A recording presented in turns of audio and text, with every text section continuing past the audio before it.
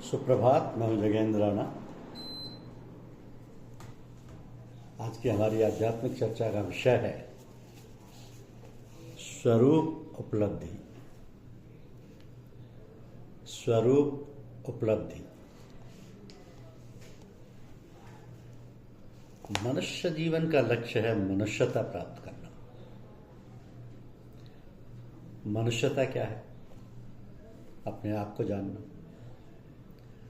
अपने आप को जानने का अर्थ है कि हमारा जो स्वरूप है उसको प्राप्त करना। स्वरूप क्या है? मनुष्य ईश्वर का अंश है। ईश्वर क्या है?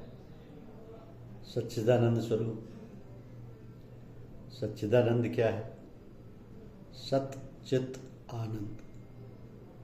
सत माने जो शाश्वत है, जो सदैव एक रस है, जिसकी सत्ता में कोई परिवर्तन नहीं होता, जो आदि अंत रहित है, जिसकी सत्ता की कोई था नहीं, अपरिमित है, सदा से है, सदा रहेगा।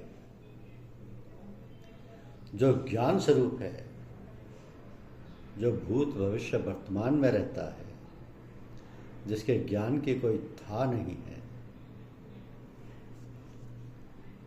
ज्ञान स्वरूप है, साथ ही आनंद स्वरूप है, जिसके आनंद की कोई सीमा नहीं, क्योंकि वह तो ज्ञान स्वरूप है ही।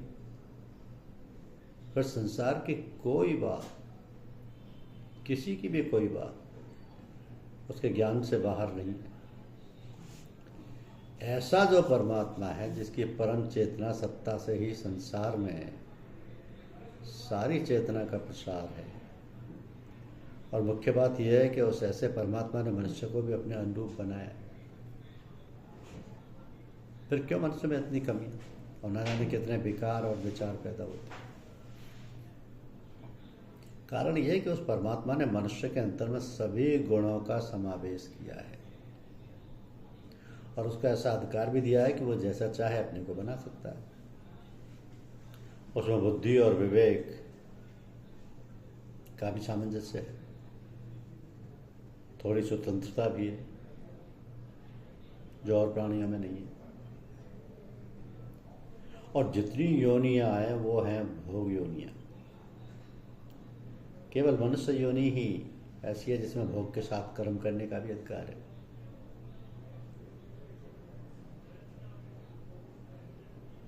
तो सृष्टि के संचालनकर्ता ने मनुष्य को कर्म करने का अधिकार देकर उसमें अहंकार का समावेश कर दिया, जिससे जो कुछ वो करता है, मैंने ये किया, ऐसा किया, वैसा किया, और जब वो करता बनता है तो फिर भोगता भी। जो कर्म किया उनका फल भोगना पड़ता है।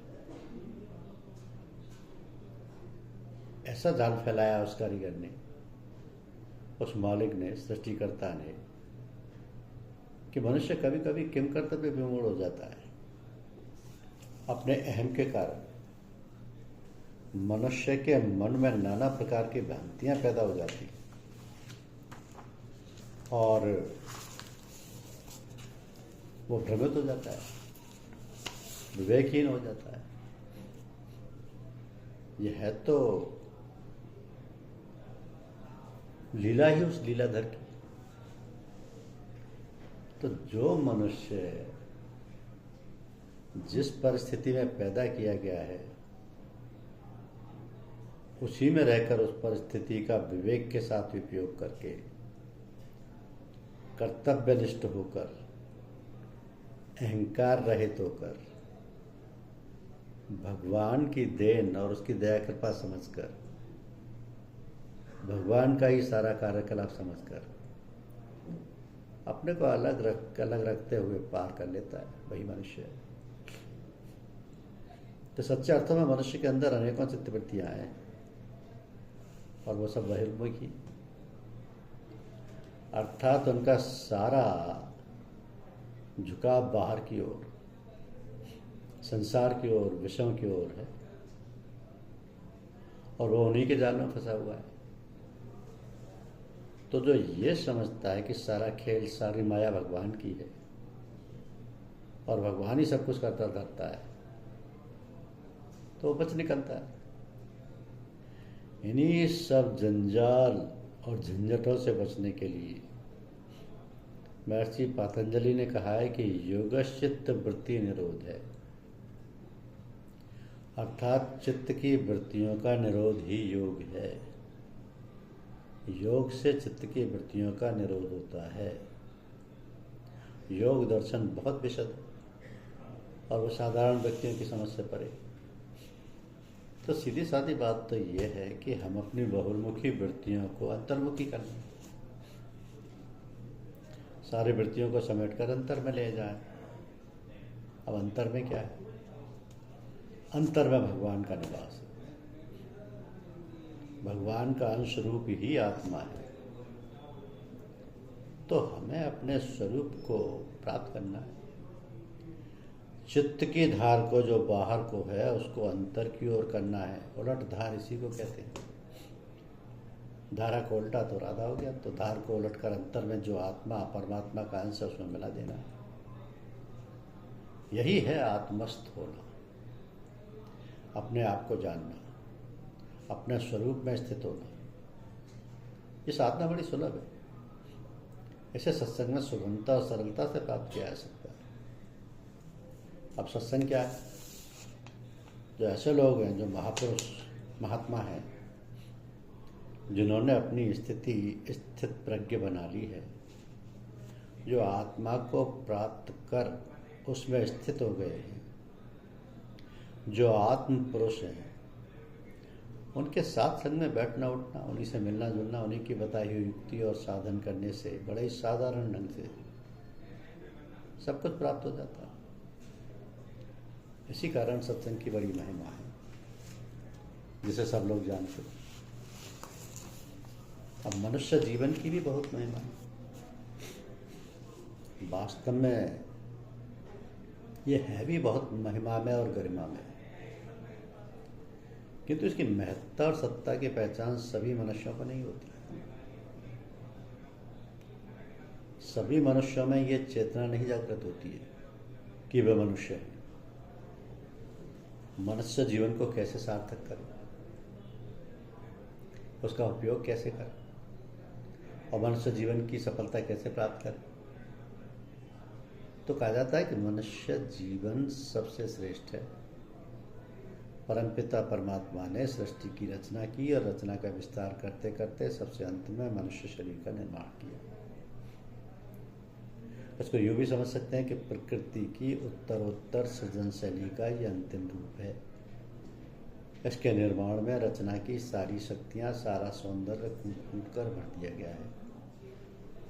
अतः मनुष्य अपनी सारी शक्तियों का विकास करता हुआ अंतिम लक्ष्य, अथवा यूँ कहें कि अंतिम अवस्था और परम लक्ष्य को प्राप्त कर लेता है।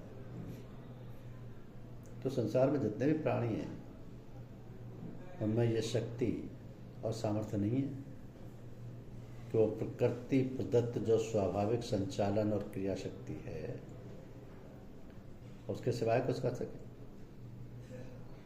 उनके शरीर में उन सब तत्वों का, उन सब शक्तियों का समावेश नहीं है जो मनुष्य में है। इसलिए कहा जाता है कि मनुष्य को छोड़कर सभी प्राणी भोग भोगते हैं।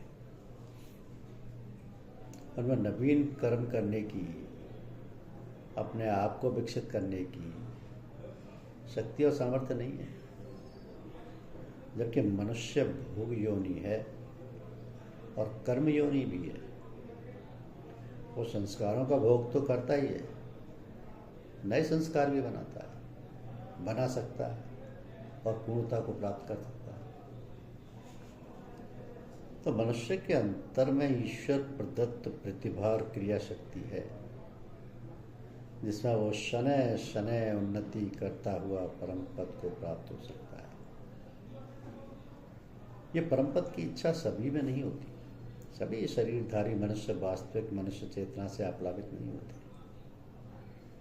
मनुष्यों में भी कोटियां, उनकी चेतना और बौद्धिक क्षमता के कारण।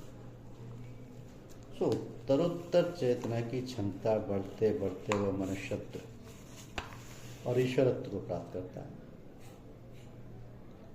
ये सारे कार्यकलाप परमात्मा की प्राकट्य शैली का विधि विधान है, जो सभी लोगों की सोच समझ में नहीं आ सकता। जिस प्रकार बालक छोटी कक्षा में पढ़ते पढ़ते ऊंची कक्षा में पहुंचता है, फिर अपने विषयों में विशेष योग्यताएं हासिल करता है, ये कोई कौतूहल की बात नहीं है। यह तो ईश्वर प्रदत्त प्रतिभा और शालीनता है जो सभी प्राप्त कर सकते हैं अपने अथक प्रयत्न और प्रयास से। किंतु जब तक अंतःकरण में इस प्रकार की स्फुरणा नहीं होती, तब तक ये सब बातें कैसे थी? तो हमारे शरीर में, मनुष्य शरीर में, जिसे पिंड शरीर कहते हैं, इसमें ब्रह्मांड की सभी शक्तियां सूक्ष्म रूप से मौजूद हैं। उन शक्तियों को जगाना पड़ता है, विकसित करना पड़ता है। जैसे आप संसार में देखते हैं कि कोई इंजीनियर बनता है, कोई डॉक्टर बनता है, तो कोई कुछ और। किंतु मनुष्य को तो परमात्मा ने ऐसा बनाया है कि वह सब कुछ बन सकता है। उसमें परमात्मा ने वो सब शक्तियां भर दी हैं, वह अभ्यास से विकास करते करते अंतिम श्रेणी अर्थात परमात्मा को प्राप्त कर सकता है। ये कोई अतिशयोक्तिपूर्ण बात नहीं है। ऐसे अनेक महात्मा, योगी, संत, परम संत हैं जिनके वैभव और चमत्कार पूर्ण कार्यों को देखकर विस्मित होना पड़ता है। जीवन की सार्थकता यही है, और मनुष्य जीवन का लक्ष्य भी यही होना चाहिए कि हम मनुष्यत्व को प्राप्त करें और शनै शनै ईश्वरत्व, ब्रह्मत्व और परम ब्रह्मत्व को प्राप्त करें। हमारे धर्म ग्रंथों में ऐसे अनेक ऋषि मुनियों के चरित्र उदाहरण भरे पड़े। उन्होंने अपने आप को उन्नतिशील बनाया और अनेक कष्ट सहन करके, तपस्या करके ये पद प्राप्त किए। तो मनुष्य जाति की उन्नति के लिए उन्होंने आश्रमों की स्थापना की, गुरुकुल और ऋषिकुल स्थापित किए, जिनकी परंपरा थोड़ी बहुत अभी भी चल रही है। तो अब समय बदल गया है, परिस्थितियां बदल गई हैं, और वो परंपराएं भी बदलती हुई अपने रूप को किसी न किसी प्रकार से बनाए हुए या बनाए रखे हुए प्रतिष्ठित हैं। ये सब कार्यकलाप अपने आप में बदलते हुए येन केन प्रकार चलते रहते हैं। जो उपलब्धियां प्राचीन काल में सर्वसुलभ और सर्वविदित थी, वे सब अपने अस्तित्व को बनाए हुए सबके लिए प्रतिबंधित और प्रच्छन्न भाव से स्थापित है। तो जो अधिकारी और योग्य हैं, उनको वहाँ पर किसी न किसी प्रकार बुला लिया, और उनकी शिक्षा प्रणाली गुप्त रूप से चलती रहती है। कोई विघ्न बाधा ना हो सके, इसलिए गुप्त रूप से गुप्त स्थल में संस्थाएं और आश्रम आदि स्थापित हैं, और उनका कार्य सुचारू रूप से हो रहा है। केवल इतना होता है कि उनकी जानकारी सर्वसाधारण को नहीं होती, कुछ विशेष लोग ही बात पहुँच पाते हैं। अब मनुष्य जीवन जो है सर्वश्रेष्ठ माना गया है, तो क्या सभी मनुष्य मनुष्य कोटि में आते हैं? ऐसा तो नहीं कि सभी मनुष्य वास्तव में मनुष्य कहलाने के योग्य हैं। मनुष्य में कोई ईश्वर कोटि का है, तो कोई देव कोटि का है, और कोई मनुष्य कोटि में है। फिर इसके बाद इससे नीचे पशु कोटि और नाना प्रकार के जीव जंतु हैं। उसके बाद वृक्ष और वनस्पतियां, इन सभी में अपनी अपनी योग्यता और जीवन शैली की विभिन्नता है। तो फिर हम लोग जो अपने आप को मनुष्य कहते हैं, कैसे बताएं और कैसे समझाएं कि हम मनुष्य हैं? मनुष्य जीवन में जो जीने की कला जानते हैं, जिनको ऐसी शिक्षा मिली है कि हमारे अंदर मनुष्यता, मानवता कैसे आए, वस्तुतः वही अपने आप को मनुष्य कोटि में रहने और समझने के योग्य हैं। तो जानना बड़ा आवश्यक है कि वो कला क्या है, वो शैली क्या है और कैसी है, और रहनी सहनी जिससे हम वास्तव में मानव कहलाने के योग्य बन सकें। कहते हैं ना, पिंडेषु ब्रह्मांड, जो कुछ ब्रह्मांड में है वही सब कुछ हमारे शरीर में, पिंड शरीर में सूक्ष्म रूप में मौजूद है। जैसे संस्कृत भाषा में सूत्र होते हैं, और उन सूत्रों की जब व्याख्या की जाती है तो एक सूत्र पर एक एक मोटी पुस्तक बन जाती है। कारण ये कि सूत्र तो बहुत संक्षेप में होता है, भाष्यकर्ता आचार्य उनकी विस्तार से व्याख्या करते हैं। इसी प्रकार जो व्यवहार शास्त्र के मर्मज्ञ हैं, जिन्होंने योग शास्त्र द्वारा, दर्शन शास्त्र द्वारा या अन्य जो वैज्ञानिक प्रक्रियाएं हैं उनके द्वारा अपने शरीर के अंदर विद्यमान तत्वों और शक्तियों को जागृत कर लिया है, तब उनके अंदर यथाशक्ति अनंत ज्ञान और सारी विद्याएं, कलाएं और न जाने क्या क्या अद्भुत सामर्थ्य और बल तथा शक्ति प्राप्त हो जाती है, जिससे कि हम कल्पना नहीं कर सकते। उदाहरण के तौर पर जो शारीरिक व्यायाम करते हैं उनके अंदर कितना शारीरिक बल आ जाता है, ये पहलवानों में प्रत्यक्ष है। इसी प्रकार जिसने विद्यार्जन द्वारा बौद्धिक प्रतिभा प्राप्त की है, उसके अंदर बौद्धिक सामर्थ्य का चमत्कार देखा जाता है। जैसे आप लोग देखते हैं कि तकनीकी विशेषज्ञों, अभियंताओं को जो मोटर कार, वायुयान आदि बनाते हैं, तो दूसरे लोग भवन निर्माण में अपने अर्जित कौशल को साकार कर देते हैं। इसी प्रकार जिन्होंने अपनी मानसिक व आत्मिक शक्ति विकसित कर ली है, वे लोग उन क्षेत्रों में अलौकिक चमत्कारिक बातें कर सकते हैं, प्राप्त कर सकते हैं, जिन्हें देखकर आदमी चकित रह जाता है। तो इन सबसे अधिक चमत्कारिक विद्या है अध्यात्म विद्या, जिसको प्राप्त करने से सारी विद्याएं आ जाती हैं। और ऐसा महान पुरुष एक जगह बैठकर ही सारे विश्व ब्रह्मांड की बातें जानता है, केवल इसी ब्रह्मांड की नहीं, और जो भी अनेक ब्रह्मांड है उनकी सैर करता है और वहाँ की सारी गतिविधियों की जानकारी रखता है। क्योंकि ऐसे पुरुष अत्यंत दुर्लभ हैं। जो है भी वो इतने गुप्त रहते हैं कि उनको जानना, पहचानना अत्यंत कठिन है। ऐसे व्यक्तित्व तो जनसाधारण की पहुँच से परे होते हैं।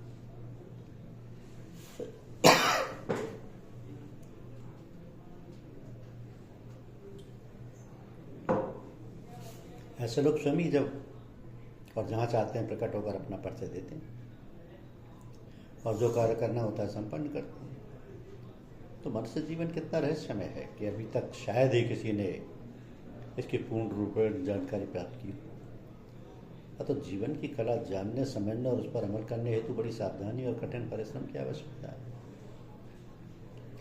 परमात्मा स्वयं तो अनंत है ही, उसकी शक्ति और सामर्थ्य भी अनंत है, ब्रह्मांड भी अनंत कोटि है।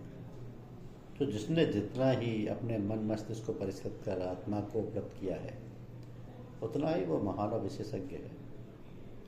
परमात्मा ने अपनी कला और भावना को सूक्ष्म रूप से मनुष्य के अंतर में भर दिया, किंतु यही कहना पड़ता है कि सोई जानत जहु तेई जनाई। जब मनुष्य अपने आप को सर्वतोभावेन भगवान को समर्पित कर देता है, तो भगवान उसके आत्मोद्धार का दायित्व संभाल लेते हैं और ये जीव सहज में ही कृतार्थ हो जाता है।